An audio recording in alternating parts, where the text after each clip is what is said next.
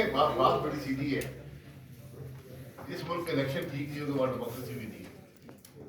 जिस चीज की बुनियाद ही गलत है वो चीज कैसे दुरुस्त हो। पार्लियामेंट अगर अवाम के नुमाइंदों में नहीं बनेगी तो कैसे चलेगा, ये हमारी कैफियत है। आप हिस्ट्री ऑफ इलेक्शन देख लें, 70 के बाद देख लें, कोई इलेक्शन भी फेयर नहीं। किसी में इतनी 10%, किसी में 20%, किसी में 100% उसके अंदर धांधली हुई है। जो दो रिलेटिवली फेयर इलेक्शन है, 1970 का था वो भी एक डिक्टेटर ने कराया, और जो 1985 का था वो भी एक डिक्टेटर ने कराया, क्योंकि उनका अपना एजेंडा कमजोर हो गया था। तो उन्होंने कहा चले हमको फेयरनेस इलेक्शन में दे दे, वरना हमेशा एस्टेब्लिशमेंट का एक एजेंडा रहा है और हमें उसकी कीमत अदा करनी पड़ती है। यहाँ प्री इलेक्शन पोस्ट इलेक्शन की बात हुई, ये वो इससे भी ज्यादा क्रिटिकल है।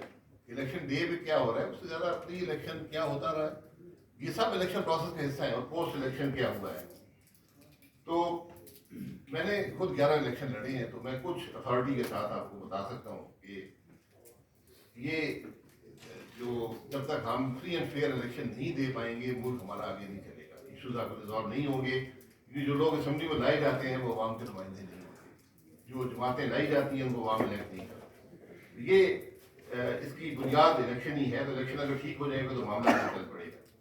यहाँ पर मुख्तलिफ बातें, विमेन सीट की बात हुई है, मैं मुकम्मल तौर पर विमेन सीटों के खिलाफ हूँ।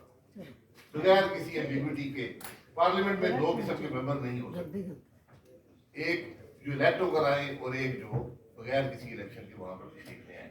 ये मुशर्रफ साहब ने मेहरबानी फरमाई हम पे और हम उसको भुगत रहे हैं। उससे पहले भी विमेन सीटों के तजर्बे हुए थे। एक जमाने में असेंबली ही कौमी असेंबली इलेक्ट करती थी विमेन सीटों पर, और वो सबसे करप्ट इलेक्शन थे, उसमें पैसा ही चलता था। उसके बाद ये स्लेट बन गई है। अगर आपने वाकई ख्वातीन को नुमाइंदगी देनी है तो जनरल इलेक्शन जो जनरल इलेक्शन में परसेंटेज फिक्स कर देंगे। ये श्रीलंका ने बड़ी सक्सेसफुली किया है। आप 10% करें, 20 करें, जो भी एक नंबर कर लें और उसको ग्रेजुअली उसको कम करते जाएं। जब विमेन मेन स्ट्रीम पॉलिटिक्स में आ जाएंगी, जो ख्वातीन असेंबली में आती है, आप हकीकत से कहता हूँ ना उनको इज्जत मिलती है ना वो कंट्रीब्यूट कर सकती है। तो ऐसे काम का मकसद क्या है, और ना ही वो नुमाइंदा होती है। जैसे भी आपने कहा कि मुख्तलिफ कंपल्शन की बुनियाद पर टिकट दे दिए जाते हैं, वो मामला भी नहीं चलता। इसी तरह इलेक्शन डे पे क्या होता है इसको हम सब जानते हैं, क्या होता रहा है क्या नहीं होता रहा है।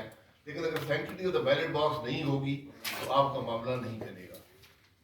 इलेक्शन में हमारे इलेक्शन का निज़ाम, आप माने या ना माने, एक परफेक्ट सिस्टम है। आप यकीन करें, इतने लोगों जो आज जनरेशन जो वोट डालती है, ये 15 इलेक्शन में वोट डाल चुके हैं।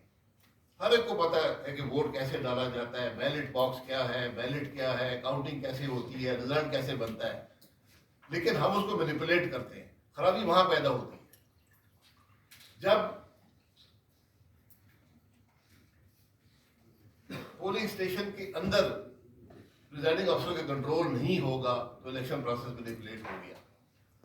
जब बैलेट बॉक्स के साथ एक आदमी बंदूक समेत, वर्दी समेत खड़ा था, हर पाकिस्तान के बैलेट बॉक्स के साथ।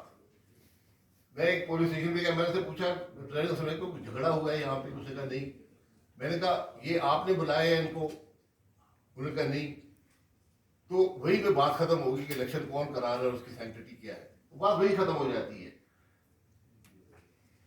अब इसके हल, एक हमारी बड़ी शौक है ओवरसीज पाकिस्तानी को वोट देने का। ओवरसीज पाकिस्तानी को, सारे ओवरसीज पाकिस्तानी के खिलाफ हो जाएंगे तो ओवरसीज पाकिस्तानी को आज भी वोट का हक है, लेकिन उनको वोट आके अपने हल्के में डालना पड़ता है फिजिकली। मेरे हल्के के 30% लोग हल्के से बाहर रहते हैं, कुछ कराची तक रहते हैं, कुछ सऊदी अरब में रहते हैं। तो वो भी यही करते हैं, वो भी, उनको भी वोट का हक, हल्के में आएंगे तो उनको मिलेगा। ओवरसीज पाकिस्तान से वोट का हक देते हैं, चले बहुत अच्छी बात है, हाइपोथेटिकली मैं भी उससे एग्री करता हूँ। कैसे देंगे, कौन से निजाम के तहत देंगे? आपको दोहरे निजाम बनाने पड़ेंगे। एक यहाँ पर बैलेट बॉक्स का निजाम होगा, एक वहां पर इंटरनेट वोटिंग होगी। फिर आपकी 60% से ज्यादा लोग ओवरसीज आबादी है उन मुल्कों में रहती है जहाँ इलेक्शन होता नहीं, सऊदी अरब, मिडल ईस्ट, इसमें उनका उनके वो क्या कमतर सिटीजन है, बल्कि ये तो वो सिटीजन है, ये वो लोग हैं जो दोहरी शहरियत नहीं रखते। आपके जो लोग अमेरिका में, यूरोप में रहते हैं, वो अक्सर दोहरी शहरियत रखते हैं।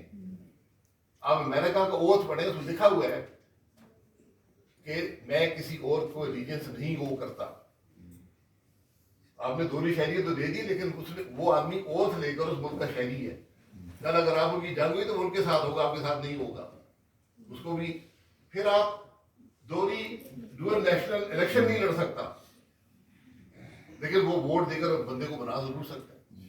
ये क्वेश्चंस हैं जो हमें रिजॉल्व करने हैं।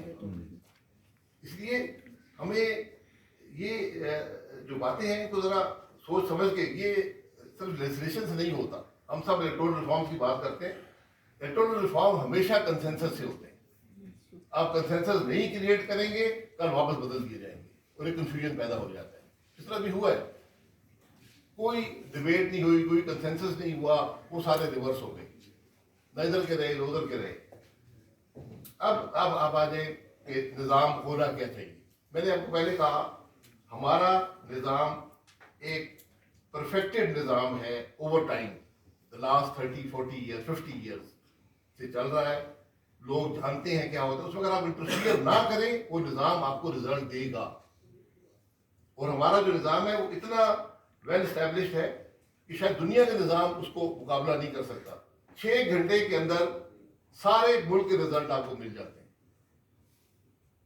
272 के 272 सीटों में आपको रिजल्ट मिल जाता है।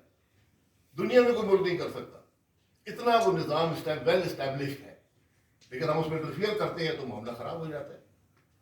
अब आप आ जाए निज़ाम पे। निज़ाम